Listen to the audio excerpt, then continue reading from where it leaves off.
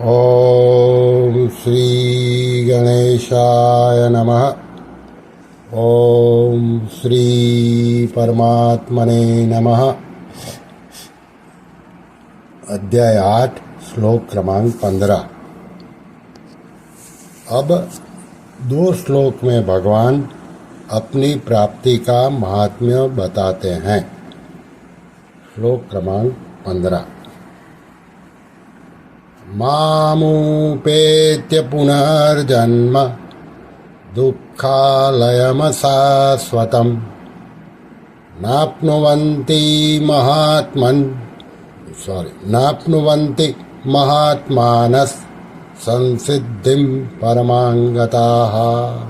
अर्थात भगवान कहते हैं, महात्मा लोग मुझे प्राप्त करके दुखालय अर्थात दुखों के घर और अशाश्वत अर्थात निरंतर बदलने वाले पुनर्जन्म को प्राप्त नहीं होते, क्योंकि वे परम सिद्धि को प्राप्त हो गए हैं, अर्थात उनको परम प्रेम की प्राप्ति हो गई है। इस श्लोक को परम श्रद्धेय स्वामी श्री राम सुखदास जी महाराज ने अपने ग्रंथ साधक संजीवनी में इस प्रकार समझाया है। जो शब्दों है ना, माम पेत्य पुनर्जन्म से लेकर संसिद्धम परमाम गताहा, तो मामुपेत्य का तात्पर्य है कि भगवान का दर्शन कर ले, भगवान को तत्व से जान ले अथवा भगवान में प्रविष्ट हो जाए तो फिर पुनर्जन्म नहीं होता। पुनर्जन्म का अर्थ है फिर शरीर धारण करना। वह शरीर चाहे मनुष्य का हो, चाहे पशु पक्षी आदि किसी प्राणी का हो, पर उसे धारण करने में दुख ही दुख है। इसलिए पुनर्जन्म को दुखालय अर्थात दुखों का घर कहा गया है। मरने के बाद यह प्राणी अपने कर्मों के अनुसार जिस योनि में जन्म लेता है, वहाँ जन्म काल से जेल से बाहर आते समय उसको वैसा कष्ट होता है जैसा कष्ट मनुष्य को शरीर की चमड़ी उतारते समय होता है, परंतु उस समय वह अपना कष्ट दुख किसी को बता नहीं सकता, क्योंकि वह उस अवस्था में महान असमर्थ होता है। जन्म के बाद बालक सर्वथा परतंत्र होता है। कोई भी कष्ट होने पर वह रोता रहता है, पर बता नहीं सकता। थोड़ा बड़ा होने पर उसको खाने पीने की चीज़ें, खिलौने आदि की इच्छा होती है और उनकी पूर्ति न होने पर बड़ा दुख होता है। पढ़ाई के समय शासन में रहना पड़ता है, रातों जागकर अभ्यास करना पड़ता है तो कष्ट होता है। विद्या भूल जाती है तथा पूछने पर उत्तर नहीं आता तो दुख होता है। आपस में ईर्ष्या, द्वेष, डाह, अभिमान आदि के कारण हृदय में जलन होती है। परीक्षा में फेल हो जाए तो मूर्खता के कारण उसका इतना दुख होता है कि कई आत्महत्या तक कर लेते हैं। जवान होने पर अपनी इच्छा के अनुसार विवाह आदि न होने से दुख होता है। विवाह हो जाता है तो पत्नी अथवा पति अनुकूल न मिलने पर दुख होता है। बाल बच्चे हो जाते हैं तो उनका पालन पोषण करने में कष्ट होता है। लड़कियां बड़ी होती है तो उनका जल्दी विवाह न होने पर माँ बाप की नींद उड़ जाती है, खाना पीना अच्छा नहीं लगता, हृदय में बेचैनी रहती है। वृद्धावस्था आने पर शरीर में असमर्थता आ जाती है। अनेक प्रकार के रोगों का आक्रमण होने लगता है। सुख से उठना बैठना, चलना फिरना, खाना पीना आदि भी कठिन हो जाता है। घर वालों के द्वारा तिरस्कार होने लगता है। उनके अपशब्द सुनने पड़ते हैं। रात में खांसी आती है, नींद नहीं आती। मरने के समय भी बड़े भयंकर कष्ट होते हैं। ऐसे दुख कहाँ तक कहें, उनका कोई अंत नहीं। मनुष्य जैसा ही कष्ट पशु पक्षी आदि को भी होता है। उनको शीत, घाम, वर्षा, हवा आदि से कष्ट होता है। बहुत से जंगली जानवर उनके छोटे बच्चों को खा जाते हैं तो उनको बड़ा दुख होता है। इस प्रकार सभी योनियों में अनेक तरह के दुख होते हैं। ऐसे ही नरकों में और 84 लाख योनियों में दुख भोगने पड़ते हैं। इसलिए पुनर्जन्म को दुखालय कहा गया है। पुनर्जन्म को अशाश्वत कहने का तात्पर्य है कि कोई भी पुनर्जन्म यानी कि शरीर निरंतर नहीं रहता, उसमें हरदम परिवर्तन होता रहता है। कहीं किसी भी योनि में स्थायी रहना नहीं होता। थोड़ा सुख मिल भी जाता है तो वह भी चला जाता है और शरीर का भी अंत हो जाता है। 9वें अध्याय के 3 श्लोक में इसी पुनर्जन्म को मौत का रास्ता कहा है। मृत्यु संसार वर्तमनि। यहाँ भगवान को मेरी प्राप्ति होने पर पुनर्जन्म नहीं होता, इतना ही कहना पर्याप्त था।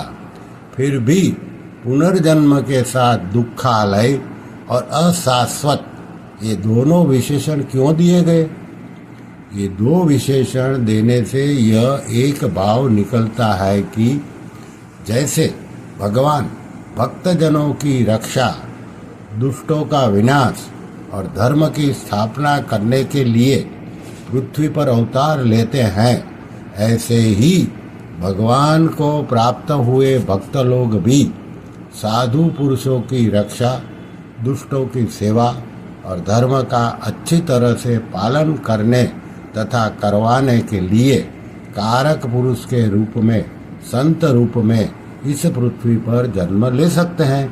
अथवा जब भगवान अवतार लेते हैं तब उनके साथ पार्षद के रूप में भी ग्वाल बालकों की तरह वे भक्तजन पृथ्वी पर जन्म ले सकते हैं।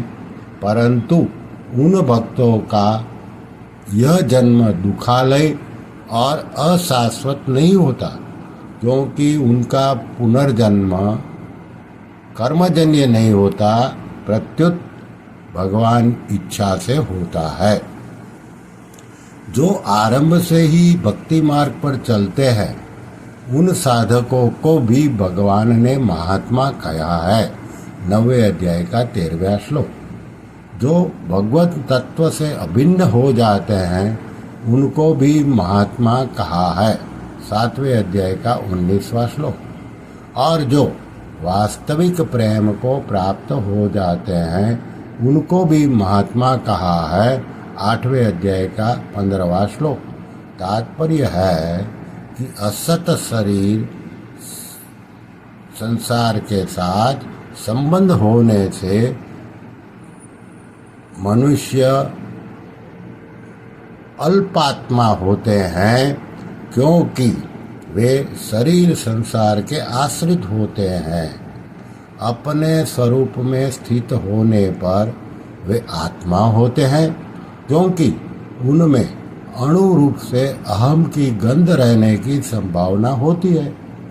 भगवान के साथ अभिन्नता होने पर वे महात्मा होते हैं, क्योंकि वे भगवन्निष्ठ होते हैं। उनको अपनी कोई स्वतंत्र स्थिति नहीं होती।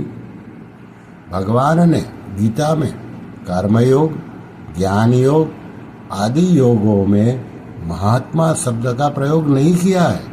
केवल भक्ति योग में ही भगवान ने महात्मा शब्द का प्रयोग किया है। इससे सिद्ध होता है कि गीता में भगवान भक्ति को ही सर्वोपरि मानते हैं। महात्माओं का पुनर्जन्म प्राप्त न होने का कारण यह है कि वे परम सिद्धि को अर्थात परम प्रेम को प्राप्त हो गए हैं। संसिद्धिम परमाम गताः। जैसे लोभी व्यक्ति को जितना धन मिलता है उतना ही उसको थोड़ा मालूम देता है और उनकी धन की भूख उत्तरोत्तर बढ़ती रहती है, ऐसे ही अपने अंशी भगवान को पहचान लेने पर भक्त में प्रेम की भूख बढ़ती रहती है। उसको प्रतिक्षण वर्धमान असीम अगाध अनंत प्रेम की प्राप्ति हो जाती है। यह प्रेम भक्ति की अंतिम सिद्धि है, इसके समान दूसरा कोई सिद्धि है ही नहीं। फिर आगे रामसुखदास जी इस श्लोक के लिए कुछ विशेष बात इस प्रकार कहते हैं। गीता का अध्ययन करने से ऐसा असर पड़ता है कि भगवान ने गीता में अपनी भक्ति की बहुत विशेषता से महिमा गाई है। भगवान ने भक्ति को संपूर्ण योगियों में युक्ततम सबसे श्रेष्ठ कहा है, गीता के 6 अध्याय का 47वां श्लोक, और अपने आप को भक्त के लिए सुलभ बताया है, 8वें अध्याय का 14वां श्लोक।